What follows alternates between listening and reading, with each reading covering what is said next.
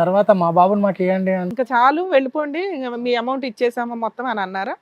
అంటే 1 మంత్ అయిపోయింది, ఇంకా మీరు వెళ్ళండి మీ ఇంట్లో ఉండిపోండి, మా బాబుని మాకు ఇచ్చేసేయండి, మేము చేసుకుంటాము, మా హాస్పిటల్లో చూపించుకుని డాక్టర్ సజెషన్ తీసుకుని మేము అన్ని బాబు చూసుకుంటామని చెప్పాము. అయితే ఇంక తను అప్పుడు ఉండి ఇంకా ఎడవడం స్టార్ట్ చేసింది మేడం బాగా. అంటే ఈ 5 months నుంచి మీ ఇంట్లో ఉందా, వెళ్ళిపోయారా బాబుని తీసుకొని? లేదు మేడం, మా ఇంట్లోనే ఉన్నారు. ఉంది కానీ బాబుని మీకు ఇచ్చి వాళ్ళు వెళ్ళట్లా. వెళ్ళట్లేదు, ఇవ్వమంటే ఏడుస్తుంది. ఇంకా Blackmailing ఒక రకంగా. ఏమంటాడు దినేష్, ఏమంటాడమ్మా వాళ్ళ భర్త ఏమంటాడు? తను కూడా రివర్స్ అయింది సార్ అసలు. అంటే తను కూడా ఫస్ట్ నేను చెప్పి మాట్లాడి ఇప్పిస్తానని చెప్పాడు సార్ మాతోని. ఫస్ట్ మాట్లాడతాను, నేను తనతో మాట్లాడతాను. సరే, ఈ పంచాయతీ అంతా చేసిన మెయిన్ పర్సన్ ఒకళ్ళు ఉంటారు కదా, వాళ్ళు ఏమంటున్నారు? తను అస్కారం లేడు మేడం అతను మధ్యలో. పేమెంట్ ఇచ్చారుగా అయిపోయింది. మీకు రావాల్సిన ఫుల్ పేమెంట్ వచ్చేసిందా డెలివరీ అయిపోయిన తర్వాత? వీళ్ళు 10 ఇచ్చారంట అతనికి. 6 lakhs వీళ్ళు మాట్లాడుతున్నారు. అదే వీళ్ళ లెక్క, వీళ్ళకి 6 వీళ్ళకి 6 అని చెప్పారు, 6 వీళ్ళు ఒప్పుకున్నారు, అయిపోయింది. 4 lakhs ఆ కమిషన్ వాళ్ళు తీసుకున్నారు అనమాట. ఓకే, ఇంతవరకు ఇది బాగానే ఉంది, రూల్ ప్రకారం అన్ని ప్రాపర్ గానే వెళ్ళినాయి. ఒక్కటి ఏంటంటే ఇవ్వాలి, యాక్చువల్గా బాబుని మీకు హ్యాండ్ ఓవర్ చేసి వెళ్ళిపోవాలి, హ్యాండ్ ఓవర్ చేయకుండా కూర్చుంది. ఆ అమ్మాయితో మీరేం మాట్లాడతారో మాట్లాడండి, అంటే మా ఎదురుగుంటా కూడా మీ డిస్కషన్ ఎలా ఉందో తెలియాలిగా. శైలజ, మా బాబుని మాకు ఇచ్చేసే శైలజ. లేదు, నేను 9 months మోస్ట్లీ కన్నాను కాబట్టి నాకు ఇవ్వాలని లేదు. నువ్వు 9 months మోసం అంటున్నావు, నువ్వు ఫస్ట్ అన్ని ఓకే అని అగ్రిమెంట్ సైన్ చేసిన తర్వాతకే కదా మేము దీనికి ప్రొసీడ్ అయ్యి. నిన్న ఒక పసిపిల్లలాగా చూసారు వాళ్ళు 1.5 years. కానీ ఇప్పుడు మా బేబీని మాకు ఇయ్యనంటే, మేము ఉన్నదే ఆ బేబీ కోసం మేము ఇన్ని రోజులు బ్రతుకున్నాం, మా బేబీని మాకు ఇయ్యలేమంటే మీకు డబ్బులు అప్పు చేసి ఇంకా ఎంత మనీ కావాలన్నా ఇస్తాం, మా బేబీ మాకు ఇచ్చేసింది. ఇంకా డబ్బులు ఇస్తానంటుంది అమ్మాయి. అదే ఇంకా లీనియన్స్ అయిపోతుంది నాన్న, మీరు అసలు ఆ మాట అనకూడదు, మీ హక్కు.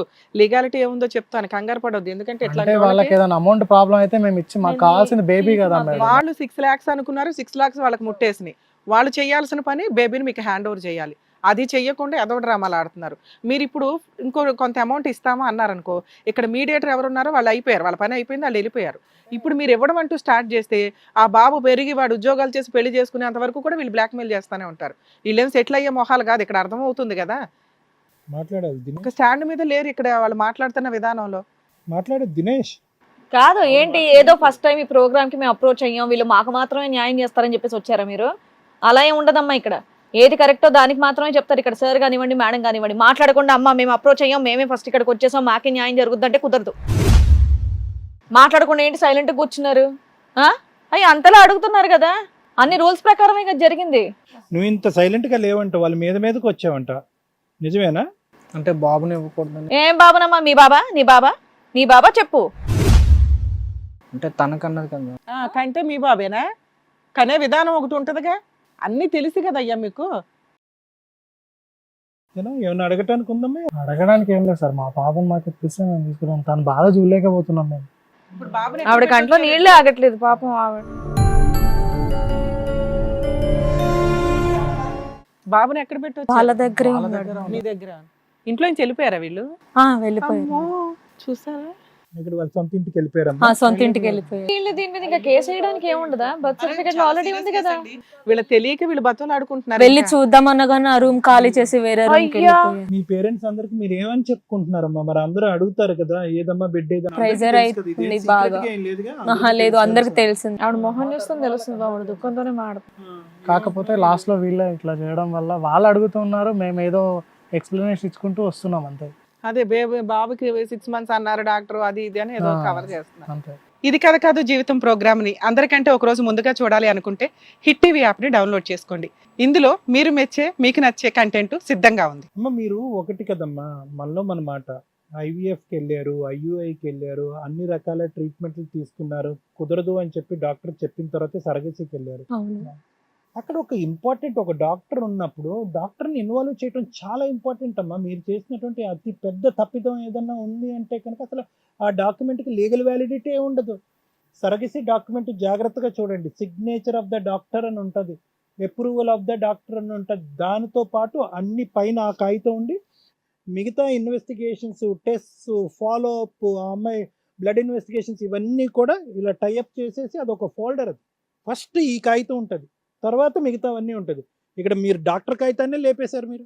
ఎలా అయితే మేము అప్రోచ్ అయ్యామో సార్, అయితే అంతా బాగానే మేము చూసుకుంటాము, అంతా ఇప్పించే బాధ్యత మాది అని చెప్పేసి నమ్మించారు సార్. మేము మధ్యలో ఉన్న వాళ్ళని నమ్మినాం సార్, అంతే నుంచి ఏం లేదు. మా దీని మీద చాలా పెద్ద స్కాములు జరుగుతున్నాయి. ఈ విధంగా స్కాములు జరుగుతున్నాయి, ఆ విధంగా బ్రోకర్లు ఇటువైపు అటువైపు ఇద్దరిని మోసం చేస్తున్నారనేటటువంటి ఉద్దేశంతో దీనికి ఒక లీగల్ ప్రక్రియ అనేటటువంటి ఏర్పాటు చేసింది. ఇది ఒక పెద్ద వ్యాపారం అయిపోయింది కొన్ని హాస్పిటల్స్కి.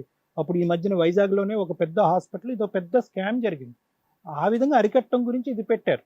అప్పుడు మీకు తెలియనటువంటి అంశం ఏంటంటే డాక్టర్ని ఇన్వాల్వ్ చేయకపోవటం వల్ల వీళ్ళకి ఎవరో చెప్పుంటారు. వీళ్ళకి నా ఉద్దేశం ఏంటంటే, అరే పైన డాక్టర్ సర్టిఫికేట్ లేదు, మధ్యలో ఏదో బ్రోకర్ ఏదో తెల్లకాయతల మీద సంతకం పెట్టి తప్పించుకుంటుంది, దాని వ్యాలిడిటీ ఏముంటుందని వీళ్ళకి ఎవరో హింట్ ఇవ్వటం వల్ల ఇలా మొండికేసి బిడ్డను ఎత్తుకుని ఇంట్లోంచి పారిపోయారు. వీళ్ళు నిజంగా వీళ్ళకి శిక్ష పడుతుంది అనేటటువంటి భయం ఉండదు అనేటటువంటి అర్థమైన తర్వాత పారిపోయి ఉంటారు అనేది నా అభిప్రాయం. మేడం, ఇప్పుడు ఇక్కడ వీళ్ళు క్రిమినల్సా, శైలజ అండ్ దినేష్ క్రిమినల్సా అంటే, వెల్ నేనైతే కనుక I don't want to put it in the front of a criminality. ఎందుకంటే ల్యాక్ ఆఫ్ అండర్స్టాండింగ్, అంటే అర్థం చేసుకునేటటువంటిది. అంటే ఈ ప్రాసెస్ ప్రక్రియ యొక్క పూర్తి స్థాయిలో నీ మీద ఏమైనా క్రిమినల్ రికార్డులు ఉన్నాయా?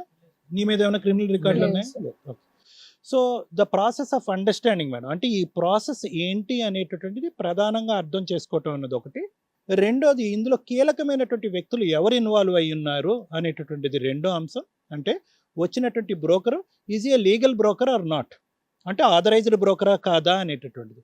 ఏ హాస్పిటల్లో అయితే ఈ అమ్మాయి టెస్ట్ చేయించుకుందో, ఏ డాక్టర్ అయితే కనుక ఈ ప్రక్రియకి ఫస్ట్ ఆ డాక్టర్ అంటే ఆబ్స్టిట్యూషన్ అండ్ గైనకాలజిస్ట్ ఫస్ట్ దీనికి పచ్చజెండా ఊపిన తర్వాతే ఆ ఆథరైజ్డ్ బ్రోకర్ అనేటటువంటి వాళ్ళు రంగంలో దిగుతారు. వాళ్ళ దగ్గర కొన్ని లిస్ట్ ఆఫ్ సరగేట్ మదర్స్ ఉంటారు. ఎవరిని పడితే వాళ్ళని రామ నువ్వు గర్భం దాల్తా, నీకు డబ్బులు అవసరం నో. ఎందుకంటే స్పెసిఫిక్గా ఈ లేడీస్ని కొంతమంది ఒక 10-15 మంది లేడీస్ లిస్ట్ ఉంటుంది. బ్లడ్ డోనర్స్ ఎలా ఉంటారో అలాగే గర్భానికి సంబంధించినటువంటి దాతలు కూడా కొంతమంది ఉంటారు. వీళ్ళందరినీ కూడా ఏంటంటే ఒకసారి 2 సార్లు కాదు, చాలా సందర్భాల్లో ఆ బిడ్డను అలా దానం చేసినటువంటి వ్యక్తులు వీళ్ళు. ఎందుకు ప్రత్యేకంగా వీళ్ళని అంటారు కంటే వీళ్ళు are called as eligible donors. ఇప్పుడు ఆ రక్తం వీడి రక్తం వాళ్ళకి ఇవ్వలేము కదా, ఎలిజిబిలిటీ ఉండాలి.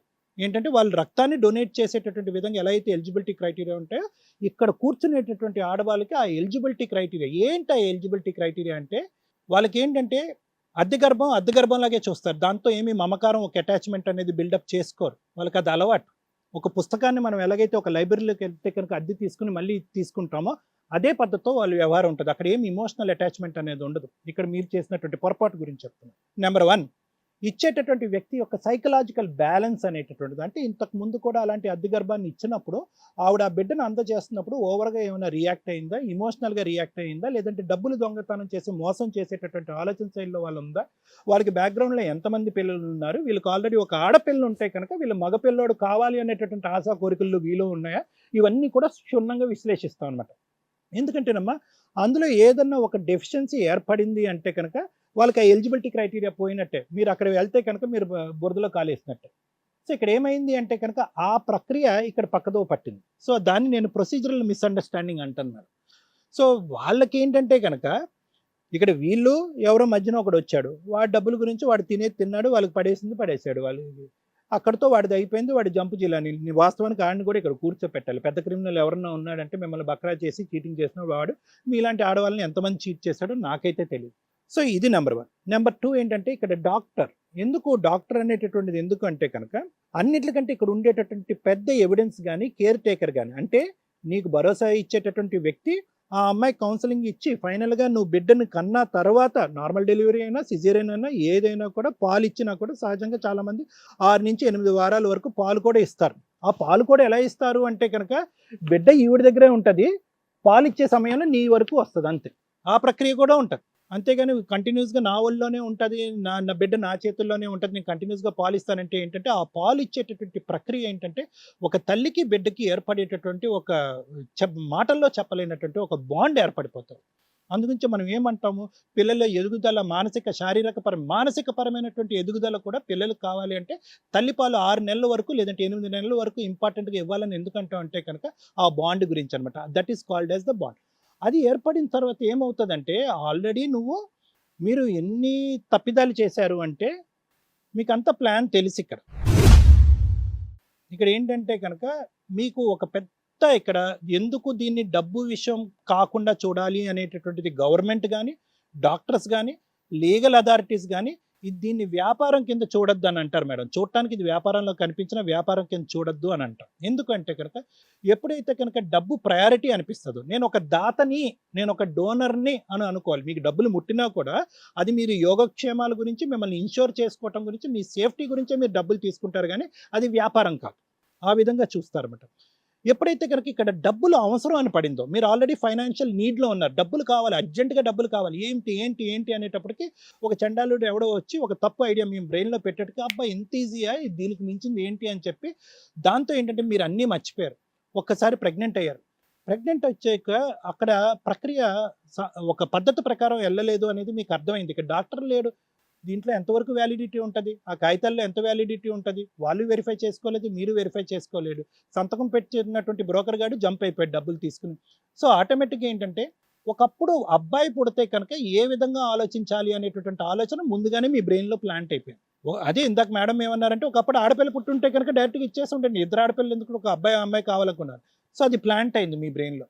ప్లాంట్ అయిన దగ్గర నుంచి ఎప్పుడైతే మీ చేతిలో డబ్బులు పడ్డాయో, ఇంకా అక్కడి నుంచి ఏంటంటే ఏదో విధంగా ఒక వాదనకో ఒక టెన్షన్కో దింపేసి ఈ బిడ్డను మనం ఓన్ చేసుకుందాం అనేటటువంటి సైకలాజికల్ మెంటాలిటీలో నువ్వు ఆటోమేటిక్గా దిగిపోయావు.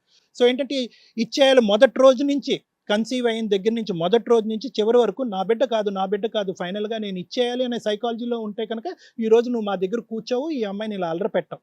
కానీ మొదటి రోజు నుంచి చివరి వరకు డబ్బులు చేతుల్లో పడినాయి కాబట్టి, ఒకప్పుడు అబ్బాయి అయితే కనుక ఉంచేసుకుందాం, అబ్బాయి అయితే ఉంచేసుకుందాం అని చెప్పి మీ లోపల మీరిద్దరు మెంటల్గా ప్రిపేర్ అయిపోయారు. ఇది ముందు నుంచి జరిగినటువంటి మెంటల్ ప్రిపరేషనే.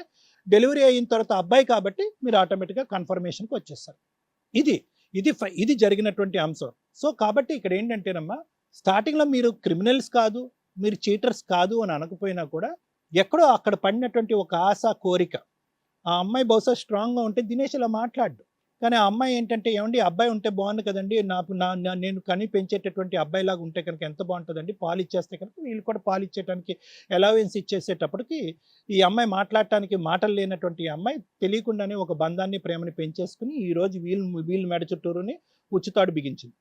నేను చెప్పేది ఏంటంటేనన్నా, ఇక్కడ ప్రక్రియ లీగల్గా జరిగిందా, ఇల్లీగల్గా జరిగిందా, డాక్టర్ ఉన్నాడా లేదా అనేటటువంటి అంశాలు తాత్కాలికంగా పక్కన పెడదాం మనం. ఎందుకు అంటే కనుక ఇక్కడ ఒక ఎథికల్ బ్యాక్గ్రౌండ్లో మనం ఆలోచించుకుందాం. ఇందాక నేను మొదలు పెట్టే ముందు నువ్వు క్రిమినలా నేను అడిగాను. ఎందుకు అంటే కనుక మీకు ఆ క్రిమినల్ రికార్డ్ లేదు. ఇప్పుడు కొత్తగా ఆ బిడ్డను కాపాడుకునేటటువంటి ప్రయత్నంలో మీరు క్రిమినల్ రికార్డ్ సంపాదించేటటువంటి ప్రయత్నం అయితే కనుక పెట్టుకోకండి. అర్థమైందా? వీళ్ళకి ఎంతవరకన్నా కసి కోపాలు ఉంటాయి. మీ కుటుంబ సభ్యులు తెలియదు, వీళ్ళు మొత్తం కుటుంబ సభ్యులు తెలుసు, వాళ్ళందరూ మీ మీద పడచ్చు. దినగండ 100 ఏళ్ళ ఆయుష్లో ఉంటుంది. నేను చెప్పేది ఏంటంటే, ఒక హ్యుమానిటేరియన్ గ్రౌండ్ మీద మనం ముందుకెళ్తాం. ఎప్పుడైతే సంతకం పెట్టామో, ఈ బిడ్డ నా బిడ్డ కాదు అనేటటువంటి ఉద్దేశంతోనే మీరిద్దరు సంతకాలు పెట్టారు. మీ ఇద్దరు ఆ బిడ్డకి తల్లిదండ్రులు కాదు అనేటటువంటి ఉద్దేశంతో సంతకం పెట్టారు. అదే ఆలోచనతో సంతకం పెట్టారు. డబ్బులు చేతిలో పట్టిన తర్వాత బిడ్డ అబ్బాయి అయితే ఏంటి అనేటటువంటి ఆలోచనతో తర్వాత మీ మైండ్స్ మారినాయి కాబట్టి మీరు వెనక్కి తిరిగి ఆ పాత మైండ్ సెట్కి వెళ్ళిపోవాలి. మీరు ఆ పాత మైండ్ సెట్కి, ఎందుకంటే హ్యుమానిటేరియన్ మానవతా దృక్పథంతో ఒకరికి అగ్రిమెంట్ చేసి ఒకరిని నువ్వు తల్లి కాబోతున్నావు. ఎందుకంటే ఆల్రెడీ 6 సంవత్సరాల పాటు నానా తంటాలు పడి, నానా హాస్పిటల్ తిరిగి, ఇల్లు గొల్ల చేసుకుని, డబ్బులు ఖర్చు పెట్టుకుని, ఐవీఎఫ్లు ఐయుఐలు అంటే ఎంత నరకం అంటే కనుక రోజుకి 10 ఇంజక్షన్లు ఇస్తూ ఉంటారు. అంత భయంకరమైనటువంటి వాతావరణంలో ఒక తల్లి వచ్చి ఈరోజు కూర్చుని 9 నెలల పాటు నా బిడ్డ నా ఇంటికి వస్తాడని కోరికగా ఆశ పడుతూ ఉంటే కనుక సడన్గా అస్సలు మీ బిడ్డ, నీ ఆడపిల్లే నీ పక్కన పుట్టినప్పుడు సడన్గా ఎవరో పరాయి స్త్రీ వచ్చి నీ బిడ్డను లాక్కుని పారిపోతే నీకు ఎలా అనిపిస్తుందో సేమ్ పొజిషన్ ఈరోజు ఈవిడికే పొజిషన్.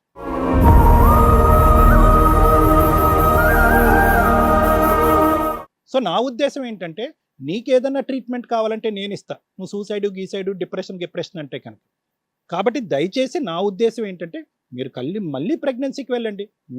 మీరిద్దరు you have all the eligibilities to give birth. మీకు కావాలంటే ఇంకో 5-6 పిల్లల్ని కనొచ్చు, మీకేం సమస్య లేదు. వీళ్ళిద్దరికి సమస్యలు ఉన్నాయి. ఒక బెడ్ ఇంటికి వస్తుందని ఆశపడింది, డబ్బులు ఖర్చు పెట్టుకున్నారు, కళ్ళకి వెయిట్ చేశారు, 9 నెలల పాటు వెయిట్ చేశారు. సో మై థాట్ ఈస్, ఇక్కడ ఏదైనా కౌన్సిలింగ్ కానీ ఏదైనా ఒక ప్రక్రియ నడవాలంటే అది మీ ఇద్దరికీ నడవాలి. దాని వెనకాతలు ఎటువంటి లీగాలిటీ, ఎటువంటి మెడికల్ ఫార్మాట్ ఉందనేది నాకు అనవసరం. బిడ్డను ఇమీడియట్గా వాళ్ళకి ఇచ్చేసేయాలి. ఆ తర్వాత నీ మెంటల్ స్టేట్ ఎలా ఉన్నా కూడా కాపాడేటటువంటి ప్రయత్నం, ఆ మెంటల్ స్టేట్ ఇంకో విధంగా వెళ్ళకుండా నీ భార్య సూసైడ్ చేసుకోకుండా చూసుకునే బాధ్యత నాది. ఇది నేను అనుకునేటటువంటి ప్రక్రియ. Thank you sir. Hit TV app ఇందులో short news, live news, entertainment shows, movies, digital magazines తో పాటు మీ జిల్లా వార్తలను కూడా ఫ్రీగా చూడొచ్చు. అంతేకాదు కేజీ నుంచి పీజీ వరకు విద్యార్థులకు స్కాలర్షిప్ కూడా అందిస్తున్నాం. ప్రతి వారం 10 మందికి లక్కీ డ్రా ద్వారా ఒక్కొక్కరికి 10,000 రూపాయలు అందిస్తున్నాం. ఇంకెందుకు ఆలస్యం, వెంటనే హిట్ టీవీ యాప్ ని డౌన్లోడ్ చేసుకుని ఫ్రీగా ఎంటర్టైన్మెంట్ పొందండి. Hit TV app. Hit TV app. Please download hit TV app. Hit TV యాప్ని ఫ్రీగా డౌన్లోడ్ చేసుకొని ఎంజాయ్ చేయండి. మీకు నచ్చిన ఎంటర్టైన్మెంట్ కోసం హిట్ టీవీ యాప్ ని ఫ్రీగా డౌన్లోడ్ చేసుకుని ఎంజాయ్ చేయండి. హిట్ టీవీ యాప్ని డౌన్లోడ్ చేసుకుని ఆస్వాదించండి, ఆశీర్వదించండి. ఇంతమంది సెలబ్రిటీలు హిట్ టీవీ యాప్ ని డౌన్లోడ్ చేసుకోండి అని చెప్తున్నారంటే ఎంత మంచి యాప్ ఆలోచించండి.